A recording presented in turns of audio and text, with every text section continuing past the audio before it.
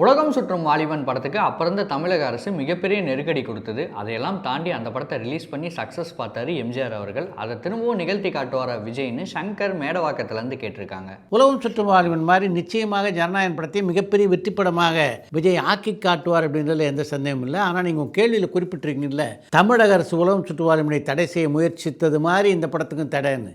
இந்த படத்தை பொறுத்த வரைக்கும் இந்த படத்துக்கு தடை வைத்ததுக்கும் தமிழ் அரசுக்கும் எந்த சம்பந்தமும் இல்லை.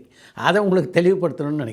பொதுவாக ஒரு தியேட்டரில் எத்தனை ஆடியன்ஸுக்கு கீழே இருந்தால் அந்த ஷோவை கேன்சல் பண்ணுவாங்கன்னு ஸ்டீஃபன் கோவில்பட்டியிலேருந்து கேட்டிருக்காங்க. இத்தனை பார்வையாளர்களுக்கு கீழே இருந்தால் காட்சியை ரத்து செய்யலாம் அப்படின்னு ஸ்டாண்டர்ட் ரூல்ஸ் எதுவும் கிடையாது. பொதுவாக திரையரங்கு உரிமையாளர் என்ன மாதிரி விதியை கடைப்பிடிக்கிறாருன்னா, குறைஞ்சபட்சம் 10 பேர் இருந்தால் படத்தை போட்டுறாங்க. 10 பேருக்கும் குறைவாக இருந்தால் தான் பெரும்பாலும் படத்தை திரையிட அவர்கள் மறுக்கிறார்கள். கண்ணதாசனுக்கு மது பழக்கம், அண்ணாவுக்கு பொடி பழக்கம், வாலி அவர்களுக்கு வெற்றிலை பழக்கம், இந்த மாதிரி கவிஞர்களுக்கு எதனால் கெட்ட பழக்கம் உருவாகுதுன்னு சந்தனகுமார் சென்னையிலேருந்து கேட்டிருக்காங்க. பல கவிஞர்களுக்குள்ள கெட்ட பழக்கத்தை பற்றி நீங்கள் விரிவாக சொல்கிறீங்க. இந்த கெட்ட பழக்கங்கள்லாம் இருக்கு, இது இந்த கவிஞர்களை தாண்டி யாருக்குமே இல்லை அப்படின்னு நீங்கள் சொல்ல வரீங்களா? பொதுவாக எல்லா மனிதர்களுக்கும் உள்ள கெட்ட பழக்கங்கள் தானே இது.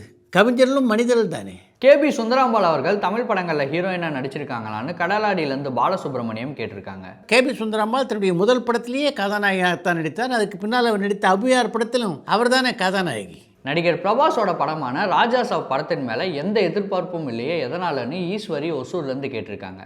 அது என்ன காரணம் அப்படின்னு தெரியல. ஆனால் ராஜமௌலியும் பிரபாஸும் இணையும் போது உருவாகின்ற எதிர்பார்ப்பு இருக்க, அது மற்ற பிரபாஸ் படங்களுக்கு அமையவே மாட்டேன் என்கிறது.